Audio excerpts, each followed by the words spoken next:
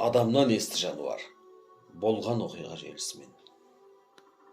Адам бойында адамгершілік сынды құнды қасиеттер жоғалып бара жатқан мынау қатыгез қоғам арасында небір үрейлі оқиғалар орын алуда. Бабаларымыз биік азаматтық болмыс, берік иманымен мақтанса, оның балалары жылтырақ жиғанымен масаттанатын даңғаза дәуірді бастан өткерудеміз. Оқығанға ой салып, тыңдарман жүрегіндегі ізгілік ұшқынын тұтандыруға себеп болсын деген ниетпен өмірде болған бір ғибратты оқиғаны баяндап берейін. Құрметті тыңдарман, сіздер де аудио әңгімені соңына дейін тыңдап, ой саналарыңызда сілкініс орнатыңыздар. Баяғыда Қызылорда облысы Шиелі ауданына қарасты бір совхозда ойнауға кеткен кішкентай бала қас қарайып көз байланғанға дейін үйіне оралмайды. Алғашқыда мән бермегенімен бара-бара күдік ұлғаяды. Алып ұртқан ата-ана шарқ ұрып, басқа балалардың үйіне барып, олардың отбасында екенін білгеннен кейін өз балаларын іздеп жан-жаққа хабар салады. Ауыл болып атқа қонып, көршілес елді мекендерге хабаршы жіберіп, олған боранға қарамай, халық болып жоғалған баланы жан-жақтан іздеп кетеді. Негізгі оқиға былай болған еді. Бір топ бала ауыл сыртында сырғанақ теуіп, қызыққа батып жүреді.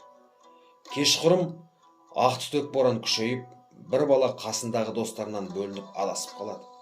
Әбден қорыққан бала үйінің бағыты осау деп, басқа жақты бетке алып жүре береді.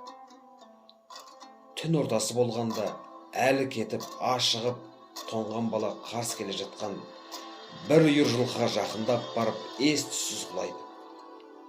Жақсы айғыр үйірін бөріге алдырмас дегендей, үйір айғыры алыстан қараңдап көрінгенде, алғашқыда жыртқыш аңға балап, осқырына кісінеп, жер тарпып бір орында тұрмай, бала жатқан жерге шауып келеді. Құнанында бас біліп, иесін далада қалдырмаған есті жануар, ес-түссіз жатқан баланы иіскеп, жыртқыш емес екенін сезініп, күдігі сейіледі. Сөйтіп айғыр дереу қайтадан өзінің үйіріне шауып барып, барлық жылқыларды бала жатқан жерге қайырып айдап келеді. Үйірдегі барлық бие айнала қоршап, бастарын балаға қарай иіп, таңға дейін баланы демдерімен жылытып тұрады. Таңертең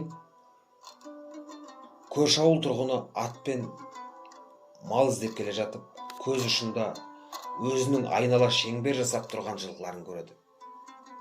Әдетте жылқы малы бұрын соңды шеңбер жасап тұрмаушы еді. Дәуде болса, бір бием құлындаған шығар деген ойға келеді. Не де болса, жақсылықтың нышаны болар деп, жеделдетіп үйірге қарай жедел жөнеледі. Жақын келіп байқап қараса, қалың үйір қоршап тұрған ортада, өлім мен өмірдің ортасында шала жансар күйде жатқан баланы көреді. Осы мезетте таңертеңгісін шай үстінде әйелінен көрші ауылда бала жоғалып деген әңгімені естіген ойын оралады. Бұл уақытта жоғалған баланың ауылдастары бірнеше топқа бөлініп, ағарып, атқан таңға дейін іздеу жүргізсе де, ізім қайым жоғалған баланы таппай, үйді-үйлеріне келе бастаған еді.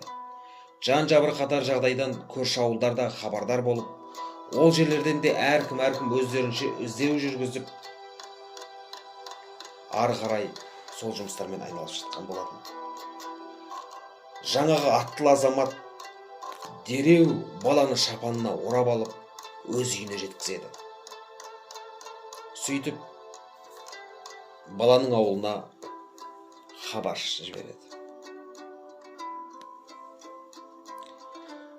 Қуанышты жаңалықты естіген ата-ана Аллаға шүкірлік айтып, жаңағы құтқарған азаматқа ризашылықтарын жеткізеді.